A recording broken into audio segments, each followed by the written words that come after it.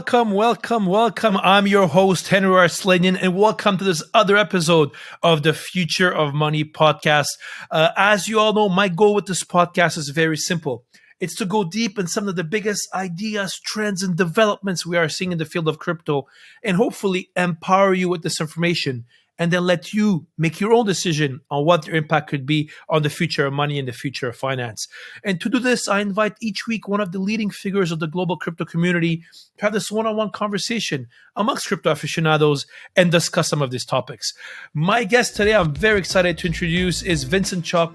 He's the CEO and founder of First Digital Trust. Vincent, good to have you with us on the show. Hi, Henry. Thanks for having me. Before actually I introduce you, Vincent, one thing about people about you don't know, obviously you're a big crypto collector, but you also recently sponsored the New York Fashion Week after party with the Vivienne Tam party with the Bored Ape wines. I mean, that's pretty cool, I have to say. I've seen a lot of people do cool thing with the Bored Ape, but I have to say the Bored Ape wines was a great idea. Yeah, it was really cool. I mean, I was participating in the Vivienne Tam's fashion show in New York, and she actually had my Bored Ape featured on the runway along with other Bored Apes belonging to like Yatsu from Animoca Brands, and I think Paris Hilton Madonna's ape was also on there.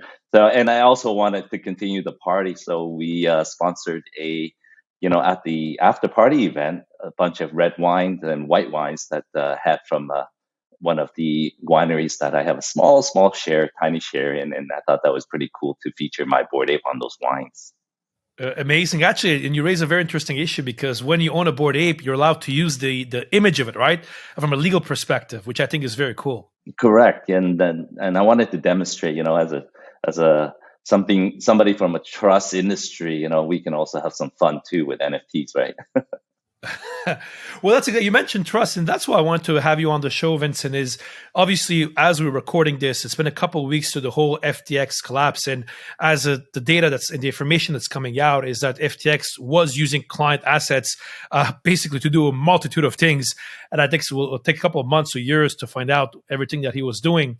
But one reason I want to have you on the show is to talk with our audience about the role that trusts can have, and obviously the role of custodians like yourselves that are not only custodians but also understand the principles of trust law. And I wanted to go more in depth about those topics. But before actually I want to go to further, I want to discuss these issues. We're going to talk about the custody landscape as well. I also want to make a quick disclaimer as well that First Digital has been in the past a sponsor of some of my educational content. And Vincent and I have known each other for many, many years from the crypto Hong Kong circles and beyond. So let's jump right in, Vincent. Obviously, with all the events that we had in recent weeks with the collapse of FTX, do you think the crypto community should pay a bit more attention to what trust law and actually the whole trust system in place? And I don't mean trust as trusting somebody, but really from a legal perspective and the legislation that is available in common law could benefit to avoid not only crypto exchanges, but custodians and others make use of use client assets in ways that they shouldn't. No, definitely. I think it's really important that the crypto community understands that separation of duties and power is really important, because for crypto exchanges and any traditional finance companies to misuse clients' assets in its own way, sort of as SBF did, as his own personal piggy bank, invest as he wishes, well, that's completely offside to us. And what we're trying to do is really educate the community to the fact that using a qualified custodian, somebody that can separate the assets from the operational account of the company from its client's asset, and that's what we're able to produce as a qualified custodian. It's just a very clear separation of assets and power. Maybe for the benefit of our audience, actually, before we talk about qualified custodians, can you give a bit of more background around First Digital and really share about what does the company do and how you're helping the crypto ecosystem? And then we'll jump into the qualified custodian question. Sure. First Digital was, we were set up to operate as a trust company to custody traditional assets as well as digital assets. And we are really a true advocate and believer in blockchain technology. We think that moving from a traditional trust world where everything is done by a paper deed of trust, that blockchain distributed ledger technology would be sort of a great fit for trust going into the future. In Hong Kong, something that's really unique is that trust laws in Hong Kong is perpetual, meaning that you can operate and own a trust and run a trust in, your family trust, or your assets can be held within a trust perpetually, forever in a way. So unlike places like US, Canada, and other Western jurisdictions, you have to wind that up. And that's because, government will tax the assets within the trust. But Hong Kong is really unique that way. So there's multiple transactions that could happen if a trust never dies, passing down from generations to generations. And to keep track of that, to make sure that our beneficiaries can see and be transparent exactly all the activities that's happened in their trust within the years. So we believe blockchain technology can achieve this a lot better than the way that's been done for years before that. So, going to how First Digital was started, of course, we started looking at how we can tokenize assets, how we can actually track assets a little bit better than what has been done previously. So actually, Vincent, if we take a step back for the benefit of our audience, can you maybe shed more light on what is trust law and what actually is setting up a trust and having assets covered by a trust different than me, for example, having assets in my own name or having held by a holdco or a company? Well, essentially, trust is a relationship. A trust is basically we are title holders on your behalf. And one of the things that really is very good about a trust, especially in the crypto industry, is that we have two balance sheets. So that's very important. And that could have been something that could save a lot of people's money. That was the case if FTX used a proper trust company or a custodian to separate those assets from their own operating account and to segregate those particular assets. So a trust is basically us holding your assets. You're the beneficiary of those assets. And we can't do things with those assets unless there's specific detailed written instructions from you. And they are off balance sheet of the trust company.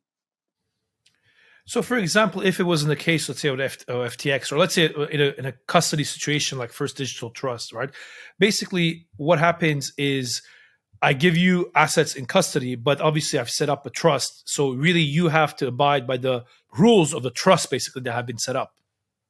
Yeah, I mean, we can do deed of trust. There's also basically some of the things that you wish, you can let us know. We can do succession planning on the assets, how you want to hold the assets, what jurisdictions you want to hold the assets. So things like that is a very, we have a consultation with the clients just to make sure that it is customized to exactly sort of their life, their particular family situation.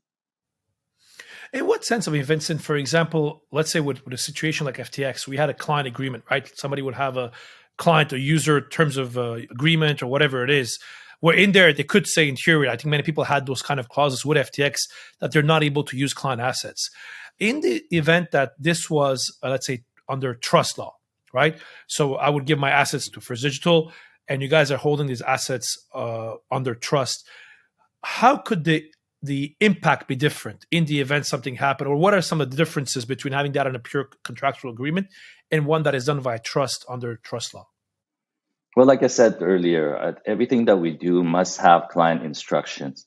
So we provide full transparency. We always know exactly where the assets are held at all time. And if this was the case for FTX, where they're not allowed to use client assets, but they did. So in this particular, in our case, that's a criminal offense under the trustee ordinance. So we can't breach that. Yeah, very interesting. I think the idea, Vincent, you're mentioning of having two different balance sheets, basically, and making it mandatory by law is frankly something that I think any regulator that is looking at licensing crypto exchanges down the line should really make sure that there's this really distinction from that perspective. And maybe from your view of what happened the last couple of weeks, how do you think the impact this is going to have on the broader, let's say, digital assets industry, especially when it comes from a safety perspective, trust perspective, security perspective? Do you think this will cause short-term pain, mid to long-term benefits? Or what do you think the impact is going to be on the broader crypto assets industry? Yeah, you're right. It is a short-term pain, but it is good for the long-term industry of the digital asset space. I think people need to really be aware that there has to be really a separation of powers and duties, and by having a separate trust custodian, separate asset manager, separate fund administrator, this is how the traditional finance industries work for many years. And I think we need to adopt that. We also need to really adopt standardizing the regulation around crypto. I think that's been happening. I think now this is also a wake up call for regulators as well. So blinders are off now. Actually, and I want to come back to the topic of qualified custodian, right? Obviously, the term custody is one that is used very broadly in generic terms now in the industry. Let's say, from your perspective, what is the difference between a qualified custodian and a regular custodian? And even I would add to that pack, let's say, self custody. And what could be the practical implications in the event of a force majeure or something goes wrong, like we just had a couple of weeks ago with FTX? Yeah, as a qualified custodian, we're bound by laws and we're bound by rules and we're bound by fiduciary responsibilities to our client. And there's a lot of custodian out there that's more tech focused. Holding one's asset and protecting one's asset is very different. And for us, we look at different obligations like reporting obligations. Where is the beneficiary's home jurisdiction? What is his reporting obligation? What is his tax obligation? And as a trustee in Hong Kong, we are also familiar with the different laws. We have the common law, we have the civil law, we also deal with the Sharia law. So those are things that it's very important. It's not just about how we hold crypto in a particular wallet, but we have to look at things that I just mentioned about reporting obligation, fiduciary responsibilities, AML, KYC.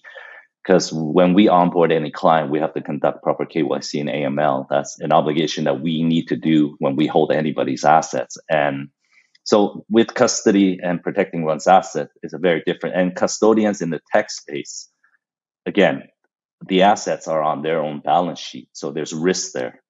And for us, it's very segregated. It's very clearly segregated. So there's really only two industries that have a dual balance sheet. One is a trust company and the other is an insurance company.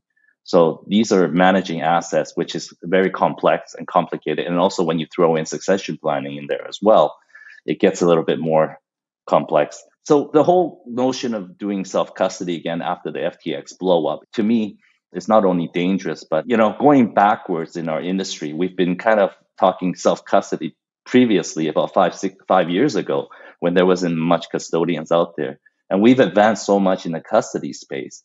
And it's kind of disappointing to hear, going back, everybody wants to self-custody. But the fact that self-custody is quite dangerous to the fact that, you're a target of criminal, you could be a target for criminal gangs because, if you're out there, you're very outspoken that you're holding a lot of crypto and you're self-custodying. It could be very dangerous. And we've seen that in a lot of different levels. And not only about maybe, the fact that you could also have fat fingers and losing your crypto during transfers, or by maybe just losing your nano device. Those are things that are even more riskier than having a qualified custodian hold your assets.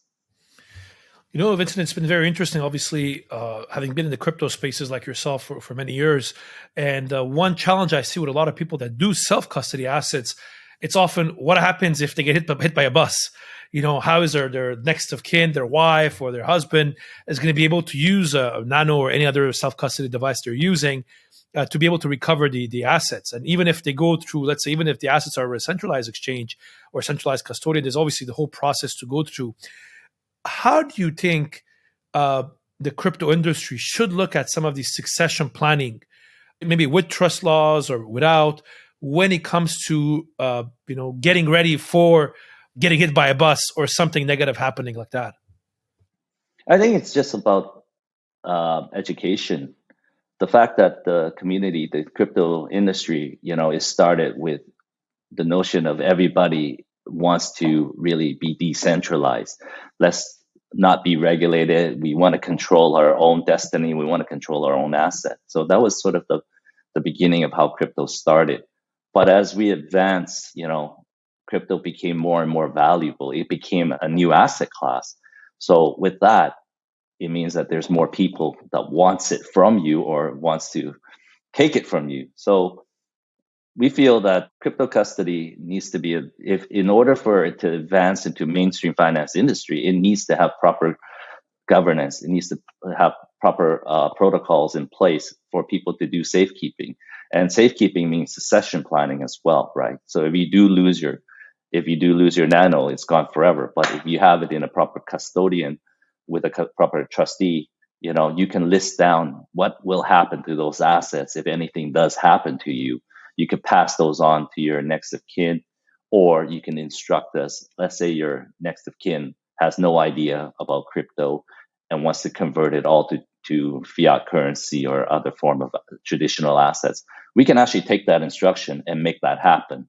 And we can also, follow the person's will and work with their states. So things like that is kind of crossing in, because if we continue to treat crypto sort of like this native, very decentralized, and I'm going to hold on to it with my nano device. If anything happens to it, hey, at least I'm in control. Well, then that thing is going to be also I'm not good, but to the fact that you're never going to actually benefit from that wealth wise, because it's going to basically, your crypto is your collectible.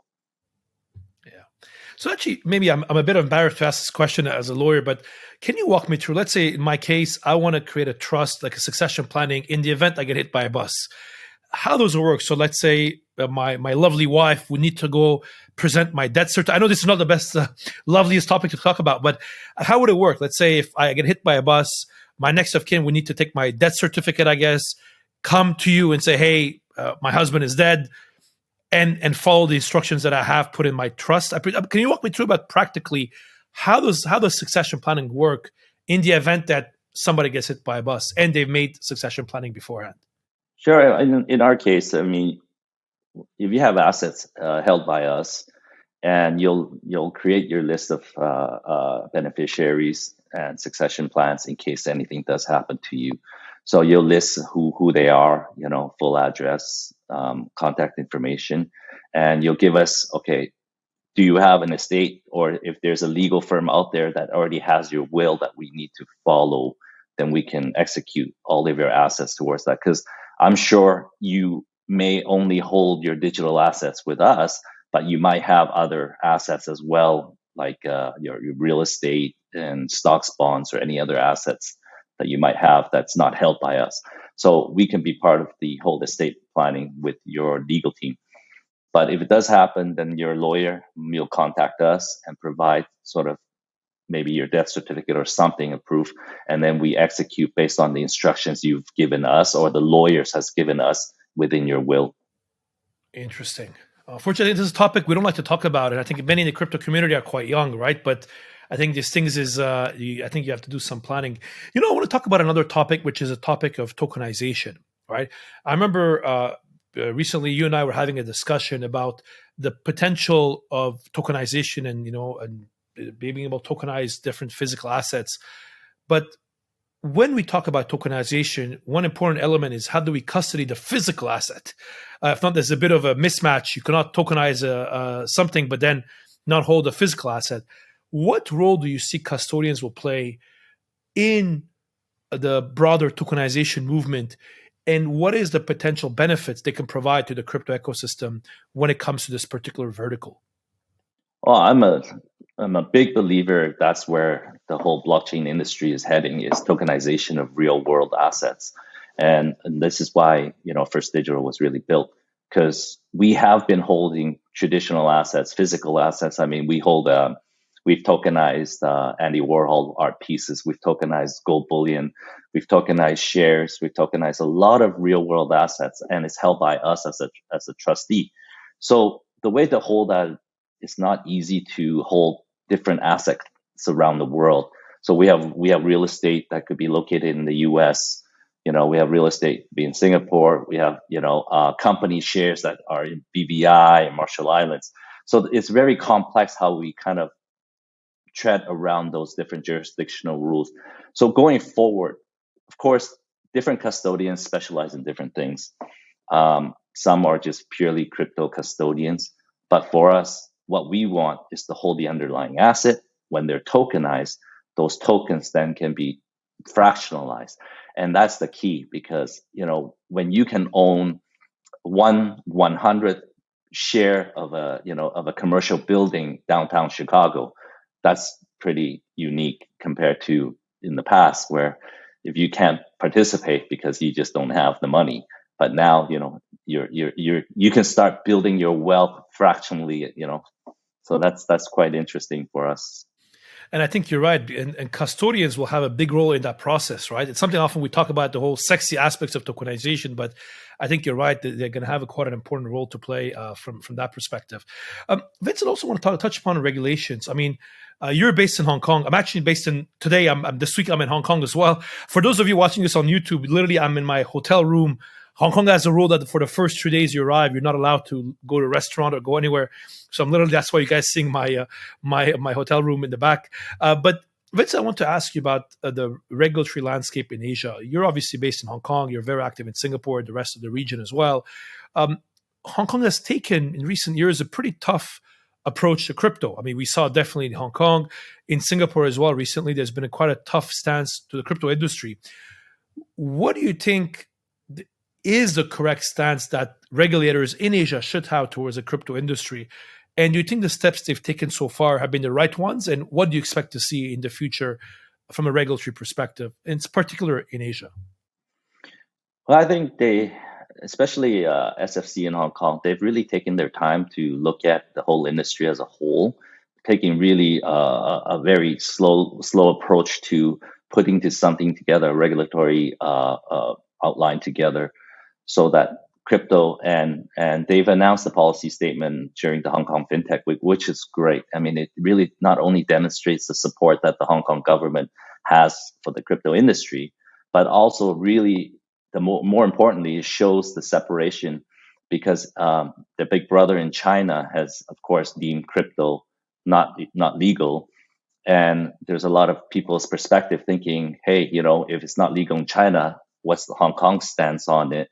But this is very clear that it's demonstrating that the one country, two system rule, that Hong Kong is embracing crypto, and that it will make it available subject to licensing, proper regulation for the industry to kind of adopt the crypto going forward. And I think Singapore as well. Singapore has also kind of been that leader in Southeast Asia when it comes to crypto regulation. So I hope between Singapore and Hong Kong that can really work off of each other's momentum, because this is a huge market. And if a country like Singapore and Hong Kong takes the lead, it really will add credibility to the crypto industry, not only in Asia, but I think globally. Absolutely. I think like in many things over the years, it's not a Hong Kong versus Singapore, but it's actually Hong Kong and Singapore. It's a 1 + 1 = 3 relationship from that perspective. Also, Vincent, I want to ask you about, obviously, we've seen now the last couple of months have been absolutely incredible. The number of, let's say, traditional businesses, not only in finance, but also broader businesses from luxury goods to B2C businesses, get into the whole Web3 movement, whether it's metaverse to like NFTs and the whole, let's say, in the broader Web3 ecosystem. What role do you think custodians will play in a Web3 universe, if any? And what is the positive value add that they can provide to the ecosystem in that context? Yeah, I mean, I'm also like I said, we're working really towards a Web3 trust industry, which will be challenging. I won't lie to you. There is there's still a lot of regulations that we have to abide. There's rules, laws. Again, different jurisdictions that has different rules that needs to be applied to what we're doing when we're holding crypto and digital assets. So, but Web3 is important because I think that really ties the whole globe together into the metaverse, and we can apply those rules inside the metaverse. Where as long as we have internal proper corporate governance, I mean, crypto is still a very like the wild west. And if you put the metaverse and people can go in the metaverse, I think companies within the metaverse needs to be self-regulated. They need to be a little bit more responsible, more accountable, and so for us to be in the metaverse is great, but I think it's still quite a ways away. But definitely, metaverse is something that we want to strive towards and be Web3 when it comes to trust, because of course everybody's talking about a very trustless society when it comes to digital asset, but there is still the fact that if you want to treat this like a real world asset, you still need to apply some rules to it. Yeah, which is interesting because I think following FTX, we're going to kind of see this bifurcation of the ecosystem, right? There's a whole movement towards DeFi, but at the same time, a whole movement towards centralized players that can really provide this trust, right? Like custodians like yourself, that actually, ironically, when trust is broken, they can really come and provide this trust when it's most needed, which is, I mean, it is what it is, right? It's just the way things are. One other thing I want to discuss with you, Vincent, is regarding, I think something that we discussed in the past, and I found very interesting, is some of the work that First Digital and your team are doing regarding ESOPs, employee stock option plans, which obviously, I mean, anybody who's been involved in ESOP knows how complicated they are, and they're also very liquid. And there's been efforts around over the years to try to create some liquidity and a secondary market to it. But can you share more with our audience? How do you think we can use tokenization and blockchain and also kind of the custody and trust when it comes to employee stock option plans, ESOPs? Yeah, we've recently launched our ESOP tokenization project, which is great. I mean, this is not only for digital asset companies, for any companies that just wants to make it a little bit more efficient. So the way it works is that First Digital would go on the cap table of the companies. We would, if the company wants to award 10, 15% of their shares to reward their employees, then we would then be on the cap table of that company for those particular ESOP, for those shares. We would tokenize that. We would hold it in the benefit of the corporation first until it's vested or until it's exercised. And we would then forward tokens. So this achieves a few things. First of all, it's cap table management for the company. It keeps it very clean.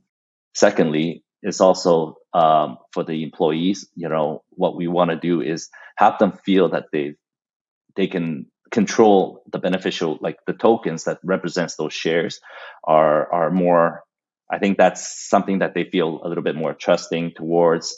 And if they want to offload those tokens, they can sell it within the ecosystem that we can provide them through First Digital, where they can sell a portion of it or they can sell all of it. So, but the actual underlying shares, the legal ownership of those shares remains the same. It's under a trusteeship or a custody, whereby now it gives the employer a little more flexibility.